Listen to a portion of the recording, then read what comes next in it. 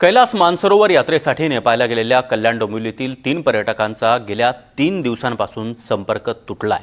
त्यामुळे त्यांचे कुटुंबीय आता चिंतेत आहेत। कल्याण पश्चिमेतल्या संजय पाटील आणि त्यांच्या पत्नी नलिनी पाटील त्याचबरोबर डोंबिवलीतील सुनील सुभेदार यांचा यामध्ये समावेश आहे। दरम्यान त्यांच्या सुरक्षित परतीसाठी शेजाऱ्यांनी भावनिक आवाहन केलंय।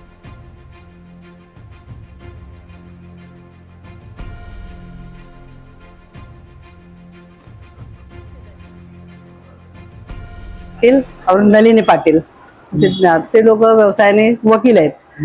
ते लोक असे कधी कधी फिरायला जातात इकडे तिकडे।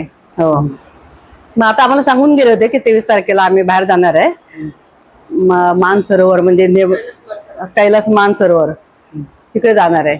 मग 3 तारखेला परत येतो म्हणून। मग आता एक काल ते तिकडे काय झालं, ते आता बाढ आली त्याच्यामुळे आता सगळे लोक बोलतायत की कुठं बेपत्ता आहेत म्हणून। फक्त काय माहिती नाही, पण सकाळी 6:30ला एक खबर अपडेट आली होती त्यांची की आमची बस आता निघाली म्हणून, अशी त्यांच्या तिकडच्या ग्रुपची।